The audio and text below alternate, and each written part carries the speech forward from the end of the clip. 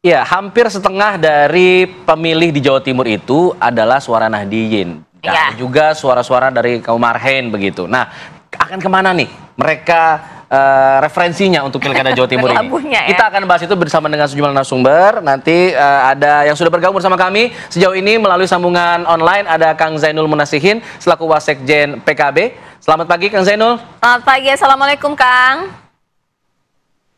Waalaikumsalam, selamat pagi Bang Alfat, Basira.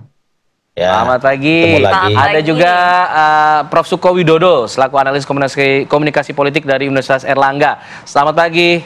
Selamat pagi Bang Suko. Pagi semuanya, Mas, sehat.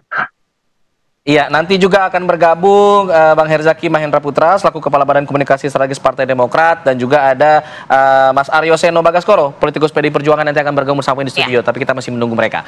Nah, saya ingin ke Mas Suko Widodo dulu. Kalau hari Sabtu kemarin kita sempat ngobrol mengenai basis-basis suara di Jawa Timur ini terbagi menjadi beberapa wilayah kelompok lah, bisa dibilang seperti itu. Ya. Ada dari dari sisi geokulturalnya di kelompok Arek, Mataraman, Tapal Kuda, dan Madura.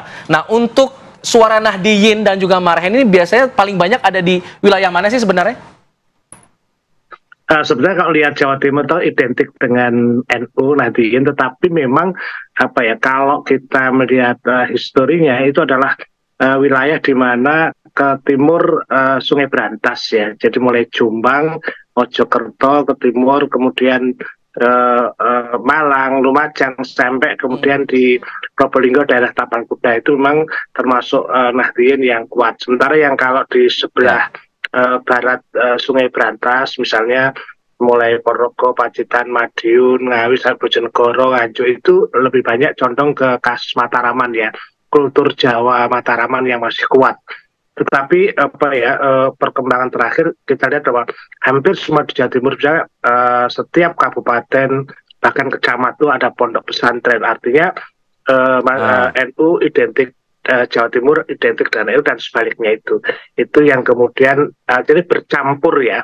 Kalau pendekatannya Clifford Good, selama memang ada kelompok priayi, abangan, dan sebagainya, tapi itu tidak lagi. Mereka bercampur dengan masyarakat berkultur Nahdliyin. Jadi susah memisahkannya. Nah, kalau lihat petanya, ya gimana Mbak? Iya, Mas Suko, kalau misalnya kita lihat kan Mataraman ini kan sebenarnya battleground yang sangat-sangat menarik ya. Kalau kita lihat itu wilayah penting untuk Khofifah Emil, sebab ada PDI dan PKB juga sangat kuat di Mataraman. Artinya akan terpisah di situ begitu ya? Iya, kalau riset kami ya, misalnya dalam 2 minggu terakhir itu menunjukkan memang menarik ya. Jadi ketika ke Bu Khofifah itu sudah turun panggung, tidak berada di kekuasaan, itu memang kalau saya digital present itu pada posisi star 62 itu ya, kehadirannya di media. Sementara Bu Risma juga agak menolak naik ya, karena mungkin datang baru, tetapi juga momentumnya juga kemarin ada perlawanan terhadap terhadap demo-demo itu, sementara Mbak Lula hadir. Artinya perubahannya luar biasa, terutama di kalangan anak muda. Jadi tidak lagi misalnya kita melihat sebagai Nahdliyin, dan itu secara dikotomi berlebih. Hampir semua ada intoxic ya. Tapi saya melihat memang di Jawa Timur Barat, Mataram pasti ada pertempuran, dan di sana adalah wilayah merah ya, Ngawi, kemudian dan sebagainya, dan Demokrat yang sangat kuat sekali, di mana Pak SBY di sana dilahirkan.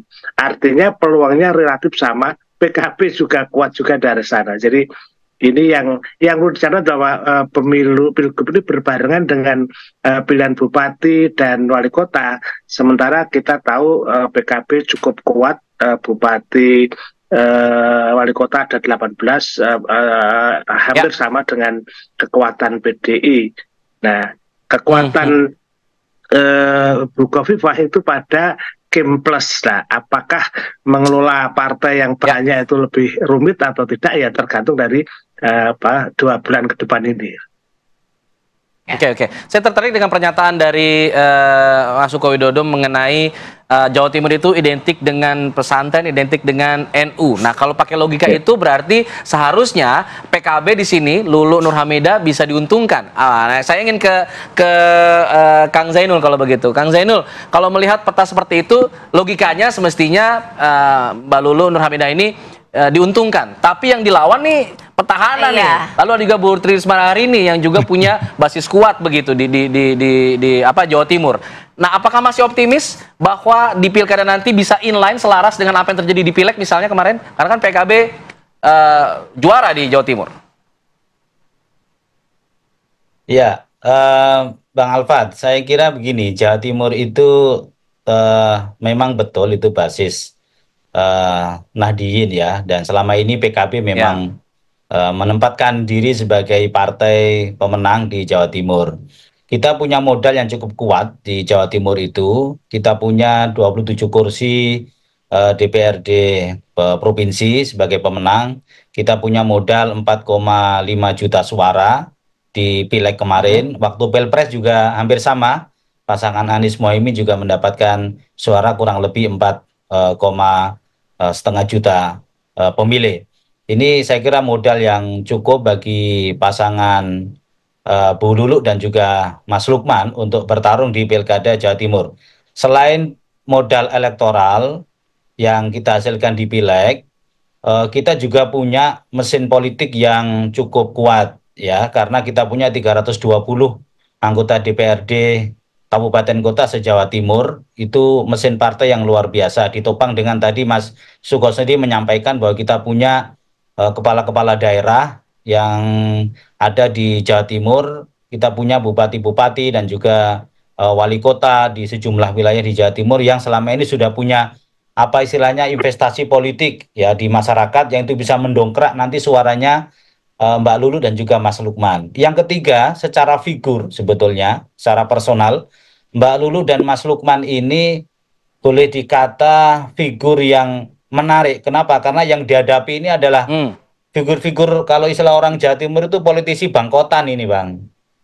Bu Risma dan juga Bu Khofifah ini kan politisi yang sangat senior ya, sangat senior. Yang mereka punya rekam jejak, punya masa lalu, bahkan mungkin juga punya masalah-masalah yang sampai hari ini menjadi kritikan dan juga sorotan masyarakat. Sementara Mbak Lulu sendiri dan Mas Lukman ini figur yang sangat fresh, yang bisa memberikan harapan-harapan baru bagi masyarakat di Jawa Timur. Kalau soal pemetaan demografi, kultural yang disampaikan oleh Mas Suko tadi, saya kira Mbak Lulu dan Mas Lukman juga merepresentasikan dari peta demografi maupun juga peta kultural yang ada di Jawa Timur. Mbak Lulu kuat di daerah Mataraman karena beliau asli Jombang. Beliau menguasai wilayah Jombang, Kediri, Tulungagung, Blitar, Ngawi, Nganjuk dan seterusnya. Mas Lukman orang pesisir ya, kuat di daerah wilayah Bojonegoro, Tuban, Lamongan, Gresik sampai dengan Pasuruan gitu ya. Jadi menurut saya ini secara figur kekuatan Mbak Lulu dan Mas Lukman ini kekuatan yang menurut kami akan memberikan pertarungan yang indah dan pertarungan yang menarik di Pilkada Jawa Timur. Begitu, Mas. Baik, Kang Zainul, ada juga pernyataan gitu, paling tidak ada yang sempat ya memprediksi bahwa pertarungan Pilgub Jawa Timur ini juga paling tidak menguntungkan untuk Tri Risma hari ini karena suara dari Khofifah ini terpecah karena dengan majunya Lulu. Tapi dijawabnya nanti ya. Kita juga sudah ada kedatangan dari Mas Seno ya. Usai jeda kami segera kembali.